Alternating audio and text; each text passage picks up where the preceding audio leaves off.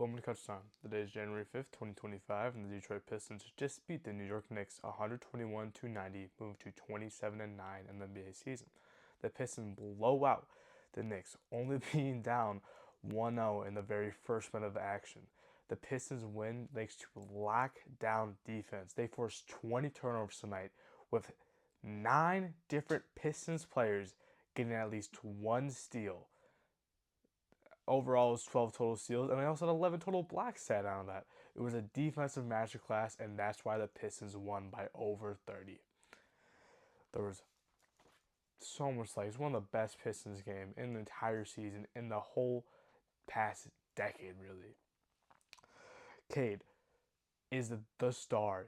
At this point, he's a top 3 MVP candidate, and especially with all the injuries that happened to some of the top stars who won't qualify for 65 games, Cade should be a top 3 MVP candidate because 99 out on both sides, he brings it all. Tonight, 29 points. 15 of those points were in the third quarter. 13 assists, 3 threes, and 2 blocks. One was a monster block on Miles McBride, setting it into the stands. I mean, what can't Cade do? Cade this season struggled with 3-pointers. He makes 3 threes tonight. Cade doesn't struggle on defense anymore. It's not a rookie year. Cade can score from anywhere on offense. Cade can find anywhere on offense. He can rebound. He can do everything. A lot of these like 3 level scores, the problem is, or like ball dominant, they're so tired on offense they can't work on defense. That is not how Cade works, since that's not how Detroit works. Cade is going to bring it his all on both ends, and it shows, and that's why the Pistons are so good, because they have a leader who leads by example on the offensive end and the defensive end, and that's rare to find in today's league, especially from the team's point guard. Javonte Green, 17 points, 3 steals, 4 threes, which is a new career high. He's had three threes multiple times in each season. That's kind of been his season high his whole career.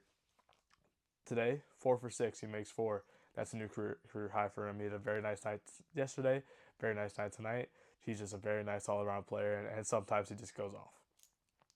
Jaden Ivey has a new season high, 16 points.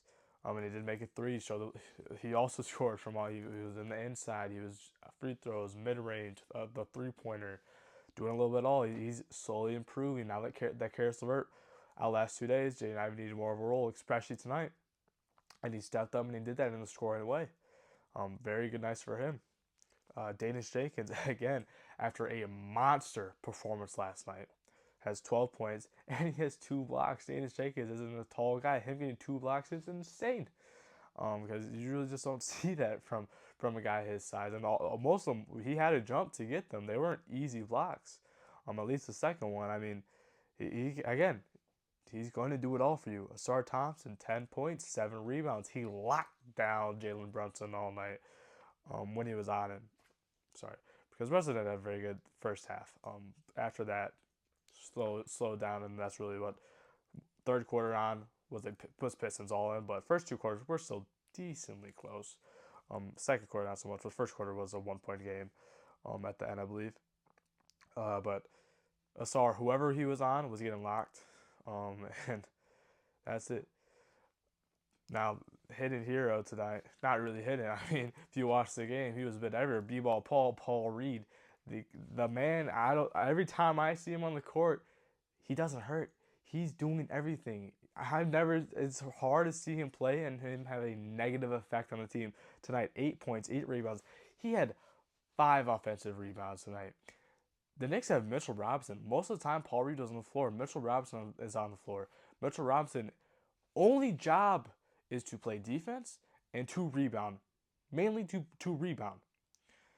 And Paul Reed somehow got more. I mean, 5 offensive rebounds is insane for anyone, especially over a Knicks roster who has Cat, who can rebound, but also who has Mitchell Robinson, who's one of the best rebounders in the entire league.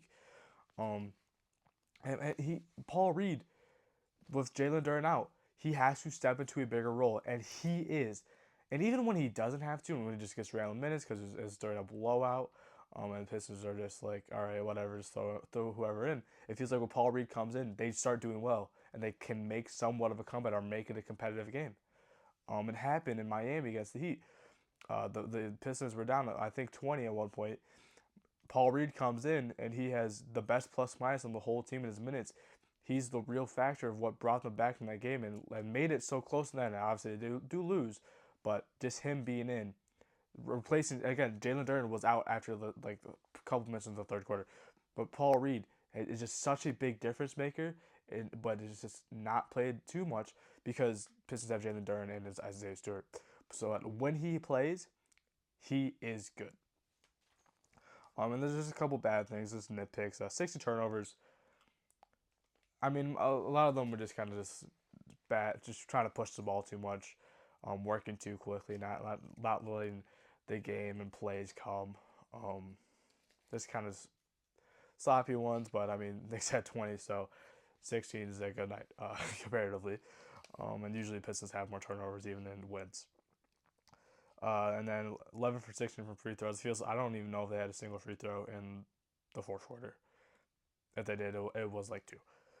I think they started like 7 for 11, and then made the next 4 to 5. So it is what it is. I think Isaiah Stewart missed 2 in a row, and that's what really hurt the percentage. They just got to do better. Like 1 more make, 2 more makes is better. And then next game, Wednesday against the Chicago Bulls. Chicago Bulls did beat them earlier in the first game of the season, and then Pistons dominated in the second game. Or they kind of got their act together, and now it's the third game. They're going up against each other.